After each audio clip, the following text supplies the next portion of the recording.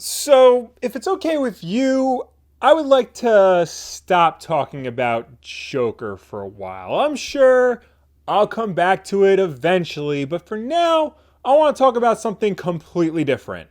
Let's talk about Marvel. You know, the company you all accuse me of being heavily biased towards. Disney Plus is coming out in less than a month, and it promises to offer endless amounts of content from the world's largest entertainment conglomerate.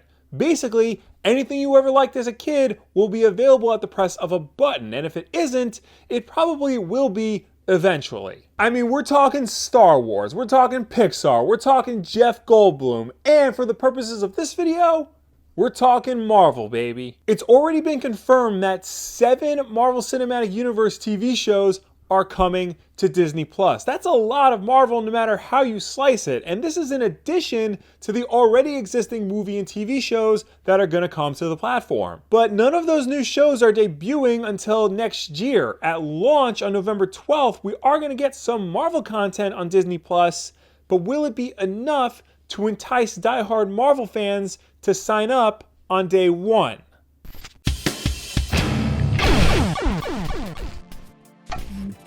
Earlier this week, Disney announced all of the movies and TV shows that will be available to stream on Disney Plus when it launches on November 12th. Instead of doing this in a press release like a normal company, they just decided to do one long-ass Twitter thread.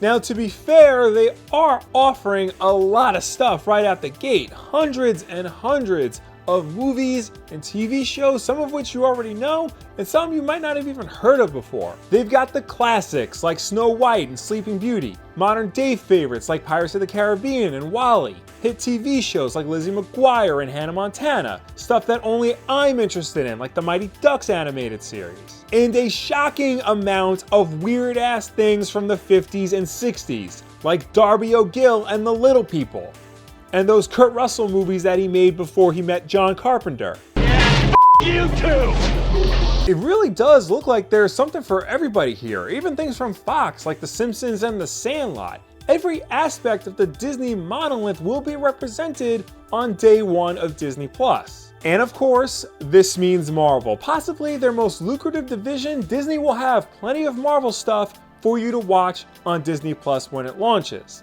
The only problem is, it's mostly stuff that we've already seen before. Okay, that's not entirely true. There will be one new show at the very least, Marvel's Hero Project, a reality show about kids trying to make a difference in their community. In all fairness, it does look pretty interesting, and I like how it's teaching kids that they can be heroes in real life without superpowers. That's a good message to send. But if we're being honest, when we think about Marvel stuff on Disney Plus, we're thinking about MCU type things, stories about characters we're already familiar with, not sentimental documentaries for lack of a better phrase. But while Disney will have us covered for Marvel content right out of the gate, it's not necessarily going to be a whole lot of it. Let's get this out of the way right now. Of the 23 films in the Marvel Cinematic Universe, only 7 are going to be available at launch.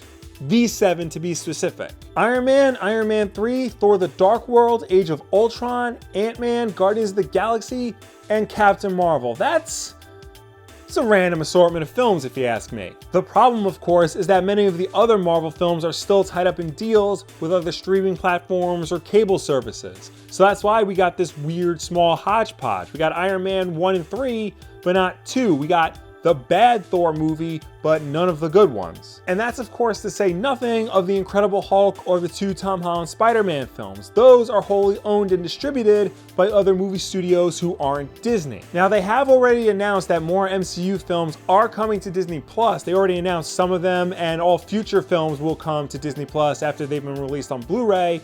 But I think it's safe to say that it's going to be a while before we get all the main films on the service, if we ever do in fact. But what Disney may be lacking with the movies, they more than make up for with cartoons. 22 animated series from over 40 years will be available to watch at launch. Admittedly, it's something of a mixed bag, but it's an interesting bag to say the least. The oldest Marvel animated show coming to Disney Plus is actually Spider-Woman from 1979. I didn't even know this show existed until this very moment. From what I can gather watching clips of this show on YouTube, it looks like a fairly standard action-adventure cartoon of the era. It only seems to be really notable for being the first appearance of the Jessica Drew Spider-Woman outside of comics. Also, this is the oldest Marvel cartoon coming to Disney Plus and not the '67 Spider-Man cartoon?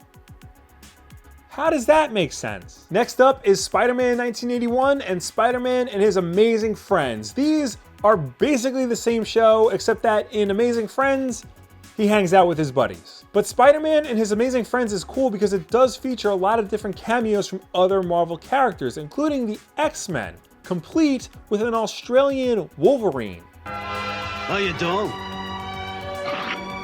Want a piece of fruit? Next, of course, is X-Men the Animated Series and Spider-Man 1994. These were childhood favorites of mine, and I'm pretty sure they were childhood favorites of most of you watching right now. Of the two, only really X-Men holds up all that well in 2019. Spider-Man had some really good stories, but it was hampered by crappy animation and a lot of network-imposed censorship.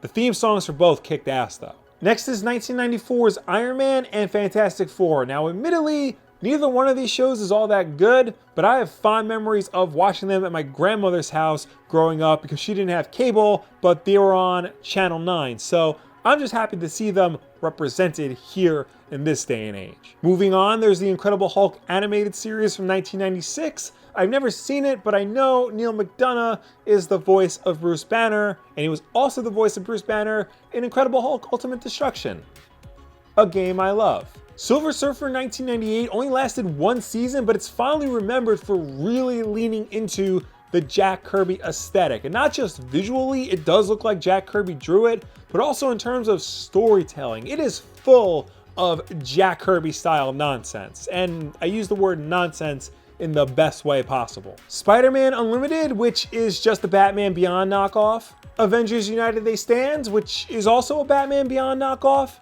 And X-Men Evolution. This is a show that I don't think ever really got its due back in the day. I remember a lot of people looking down on it for basically not being X-Men 92, but watch it today. It does a very good job of developing its characters and portraying teen drama and teen angst in a Saturday morning cartoon setting, and at least it doesn't knock off Batman Beyond. And then there's Fantastic Four World's Greatest Heroes from 2006. This is a weird-ass cartoon, okay? It is a French-produced anime with bad acting, bad animation, and this really bad futuristic design aesthetic that just makes everything look confusing.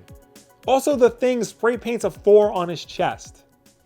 Iron Man Armored Adventures is a meh show about a teenage Tony Stark. Wolverine and the X-Men is a very underrated show that tries to be more in line with the comics and tell more mature stories, much like the 92 show did. Avengers Earth's Mightiest Heroes is a really good, really fun retro-style cartoon. Ultimate Spider-Man replaced Spectacular Spider-Man on TV, so I'm still very bitter towards Ultimate Spider-Man. Spectacular Spider-Man isn't coming to Disney Plus, by the way. That's owned by Sony. Hulk and the Agents of Smash is very clearly a kid's show and therefore not something I watch. There's nothing wrong with that, but it really only focuses on the kid demographic. It doesn't try to be all ages like some of the better cartoons are. Guardians of the Galaxy, the animated series, is actually kind of like the upcoming Square Enix Avengers game. It tries to look like the movies and tries to feel like the movies, but something's off. Like, it feels like an off-brand version of the thing you actually like. And finally, there's Spider-Man 2017, a show that I haven't watched and therefore can't comment on, and Marvel Rising Secret Warriors, which is also a show I haven't watched and can't comment on. Oh, I almost forgot! Inhumans will be on Disney Plus day one.